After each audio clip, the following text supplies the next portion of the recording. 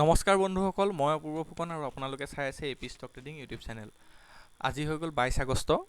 22 আগষ্টৰ দিনা আমি ডাটাখিনি চাম, FII কি কৰিছে আৰু লগতে আমি কাইলৈ মাৰ্কেটখনত আমি কোনটো ছাইডে ট্ৰেড কৰিব পাৰোঁ, আপ ছাইডে বা ডাউন ছাইডে আমি তাৰ লেভেলকেইটা চাওক। কথাটো হ'ল এনেকুৱা, মানে আপ ছাইড বা ডাউন ছাইডে যিকেইটা মই লেভেল দিওঁ, আচলতে ইম্পৰ্টেণ্ট লেভেলবোৰ যেতিয়ালৈকে ব্ৰেক নকৰে, আপ ছাইডে হওক বা ডাউন ছাইডে হওক, চবেই আচলতে মাৰ্কেটত এটা প্ৰবেবিলিটি লৈহে কাম কৰে। কোনেও ক'ব নোৱাৰে যে মাৰ্কেট কাইলৈ ওপৰলৈ যাব বা মাৰ্কেট কাইলৈ তললৈ যাব। আমিও যিখিনি এনালাইচিছ কৰোঁ, সেই এনালাইচিছখিনিৰ 60-70% প্ৰবেবিলিটি থাকে শুদ্ধ হোৱাৰ। গতিকে আপোনালোকে তাতে কি কৰিব লাগিব, ৰিস্ক মেনেজমেণ্ট আৰু মানি মেনেজমেণ্ট দুটা বস্তু আছে, সেইকেইটা আপোনালোকে খুব ভালকৈ মেনেজ কৰি নিজে ট্ৰেডিঙৰ ক্ষেত্ৰত সেইটো ইউজ কৰিব পাৰিব লাগিব, তেতিয়াহে আপোনালোকে প্ৰফিটেবল হ'ব পাৰিব। চাওক, এতিয়া বহুত কিবাকিবি স্কেম হৈছে অসমত। আজিও এইটো দীপাংকৰ বৰ্মন নে কি কিবাকিবি স্কেম দেখাই আছে, মানে ইজি মানি ক্ষেত্ৰত। গতিকে আপোনালোকে, মই ভাবোঁ সেইবোৰ কোনো ধৰণৰ নাম নথকা ব্ৰকিং চেণ্টাৰত বা কোনো ধৰণৰ মানে তেনেকুৱা চেবি ৰেজিষ্টাৰ্ড নোহোৱা ছাইটত গৈ পেলাই আপোনালোকে পইচা ইনভেষ্টমেণ্ট নকৰিব। কষ্টোপাৰ্জিত ধনকেইটা তাত ইনভেষ্টমেণ্ট নকৰিব। আপোনালোকে মিউচুৱেল ফাণ্ড ল'ব পাৰে। যদি মিউচুৱেল ফাণ্ডত ইনভেষ্টমেণ্ট কৰিব বিচাৰে, তেতিয়াহ'লে আপোনালোকে মোৰ লগতো যোগাযোগ কৰিব পাৰে মিউচুৱেল ফাণ্ডৰ কাৰণে, কাৰণ ময়ো এজন NISM ৰেজিষ্টাৰ্ড হয় মিউচুৱেল ফাণ্ডৰ। গতিকে আপোনালোকে তেনেকৈও মিউচুৱেল ফাণ্ড মোৰ লগতো যোগাযোগ কৰিব পাৰে। নতুবা আপোনালোকে ষ্টকছতো ইনভেষ্টমেণ্ট কৰিব পাৰে। ভাল ইমান ধুনীয়া ধুনীয়া ব্ৰকাৰ আছে, ফ্ৰী ব্ৰকাৰ আছে, যিখিনি লিংক আপোনালোকে মোৰ ডেছক্ৰিপশ্যনতে পাই যাব, লিংক আছে। তাতে গৈ আপোনালোকে যিকোনো এটা ব্ৰকাৰত গৈ একাউণ্ট খুলি পেলাই তাতে আপোনালোকে ছুইং ট্ৰেডিং ষ্টাৰ্ট কৰিব পাৰে।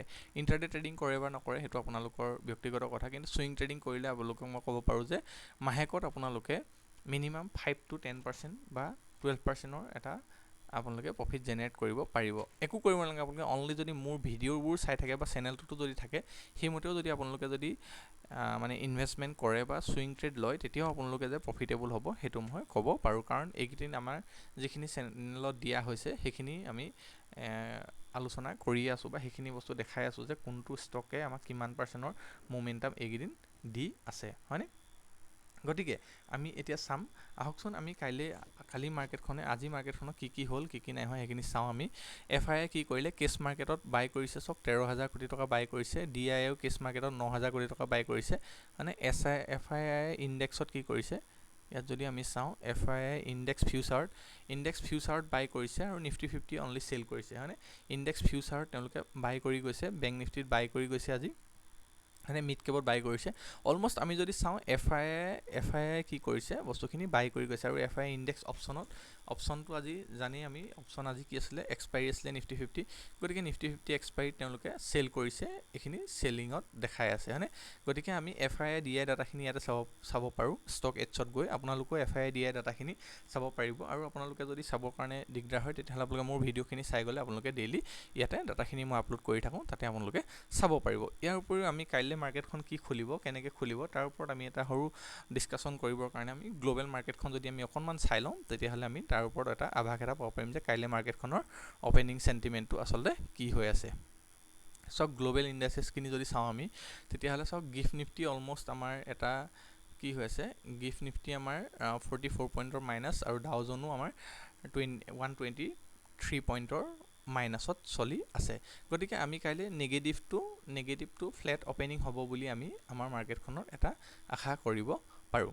গতিকে চাওঁচোন আহক, কাইলৈ কাৰণে আমি নিফটি আৰু বেংক নিফটিত কোনকেইটা লেভেলত আমি ইম্পৰ্টেণ্ট লেভেল হিচাপে মানি আমি ট্ৰেড কৰিব পাৰিম। যদি আমি আজি মাৰ্কেটখনত চাওক আজি নিফটি 50ত অপশ্যন বায়াৰৰ কাৰণে মাৰ্কেটখন নহয়। আজি প্ৰথম অৱস্থাত গেপ আপ খুলি পেলাই তাৰপিছতে আপ ডাউন কৰি পেলাই চাওক মাৰ্কেটখন সেই আপ ডাউনতে আহি পেলাই লাষ্টত ফ্লেট ক্ল'জ দিলে। অলমষ্ট সি খুলিলে ওপৰত, তাৰপিছতে সি গৈ এটা ফ্লেট, কোনো ধৰণৰ মোমেণ্টাম নাই, আপ ছাইডেও মোমেণ্টাম নাই, ডাউন ছাইডেও মোমেণ্টাম নাই। গতিকে মাৰ্কেটখন আজি কোনো ধৰণৰ তেনেকুৱা ভাল মোমেণ্টাম মাৰ্কেটখনে দিয়া নাই যে য'ত এটা ভাল অপশ্যন বায়াৰে পইচা বনাব পাৰিছে। প্ৰথমতে ওপৰৰ পৰা 15 মিনিটছত প্ৰফিট বুকিং আহিলে, প্ৰফিট বুকিঙৰ পিছত আপছাইড গ'ল, ডাউন ছাইড আপছাইড ডাউন ছাইড এনেকৈ কৰি আজি মাৰ্কেটখন ক্ল'জ হৈছে। মানে এতিয়া চাওক, এতিয়া আজি মাৰ্কেটখনটো ক্ল'জ হৈ গ'ল আৰু আজি এটা মাৰ্কেটখনে কি কৰিছে, এটা পেটাৰ্ণ টাইপৰ, এইটো এটা পেটাৰ্ণ এটা বনাইছে। এইটো চাওক, এইটো ৱেষ্ট পেটাৰ্ণ টাইপৰ এটা, ৱেষ্ট পেটাৰ্ণ বুলি নহয়, এইটো চিমেট্ৰিকেল ট্ৰাইংগল পেটাৰ্ণ টাইপৰ এটা পেটাৰ্ণ বনাইছে আপোনালোকক যদি মই সেইটো দেখাবলৈ চেষ্টা কৰিছোঁ চাওক এটা পেটাৰ্ণ এনেকুৱা এটা পেটাৰ্ণ বনাইছে হয়নে গতিকে কাইলৈ মাৰ্কেটখন খুব ইণ্টাৰেষ্টিং হ'ব ইয়াত এটা হৰাজেণ্টেল ছাপৰ্টো আছে আমি যদি চাওঁ এইটো এটা হৰাজেণ্টেল ছাপৰ্টো হয় মাৰ্কেটখনৰ এটা ট্ৰেণ্ড লাইন আছে চাওক মই চাই থৈছোঁ মই আপোনালোকক ট্ৰেণ্ড লাইনটো আঁকি দেখাবৰ কাৰণে অকণমান দিগদাৰ হৈছে কিন্তু মই আপোনালোকক ধুনীয়াকৈ আঁকি দেখাইছোঁ ট্ৰেণ্ড লাইনটো ইয়াতে দেখাম এতিয়া চাই থাকক খুব সুন্দৰকৈ ইয়াত ট্ৰেণ্ড লাইনটো আপোনালোকক যদি মই আঁকি দেখাওঁ চাব পাৰিব আমি যদি ইয়াৰ পৰা এটা ট্ৰেণ্ড লাইন ড্ৰ কৰোঁ তেতিয়াহ'লে চাব পাৰিব যে এইটো চাওক মাৰ্কেটখন কি হৈছে এটা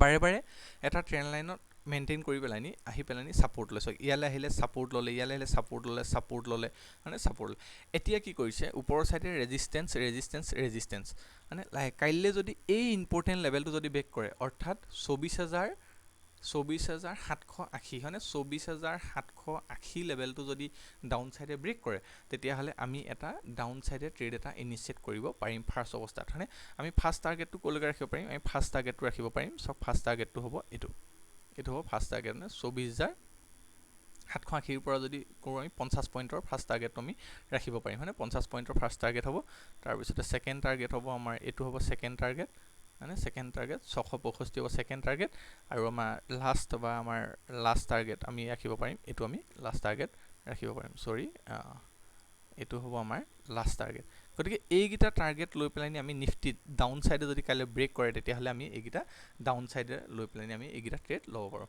ঠিক তেনেকৈ যদি আপ ছাইডে যদি মাৰ্কেটে ব্ৰেকআউট দিয়ে চাওক আজি ফাৰ্ষ্ট এটেম্প কৰিলে সি তললৈ আহিলে ছেকেণ্ড এটেম্প কৰিলে সি তললৈ আহিলে ফাৰ্ষ্ট এটেম্প তললৈ আহিলে ছেকেণ্ড এটেম্প তললৈ আহিলে থাৰ্ড এটেম্প তললৈ আহিলে সি যদি কাইলৈ যদি ব্ৰেকআউট দিয়ে ইয়াত ব্ৰেকআউট দি ৰিট্ৰেচমেণ্ট কৰি যদি সি ব্ৰেকআউট দিয়ে ওপৰ ছাইডে ব্ৰেকআউট দিলে মানে কি হ'ব খুব ধুনীয়া এটা মোমেণ্টাম আমি ওপৰৰ ছাইডেও পাব পাৰিম মানে ওপৰৰ ছাইডে যদি মোমেণ্টাম দিয়ে তেতিয়াহ'লে আমি চাওক ওপৰৰ ছাইডে এটা ইম্পৰ্টেণ্ট লেভেলত মাৰ্কেটখন গৈ পেলাইনি এতিয়া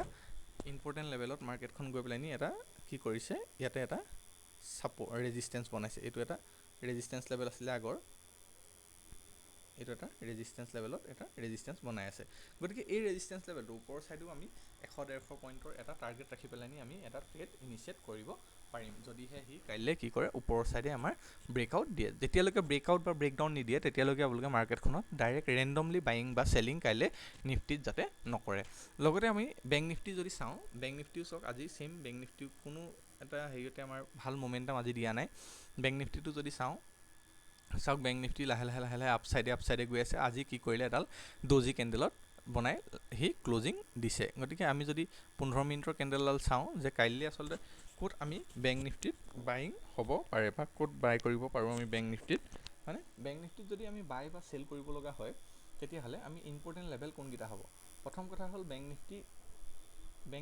নিফটি যেনেকৈ এটা ট্ৰেণ্ড লাইন মেইনটেইন কৰি গৈছে বেংক নিফটিও এটা কি কৰিছে ট্ৰেণ্ড লাইন বা এটা হৰাজেণ্টেল লাইনত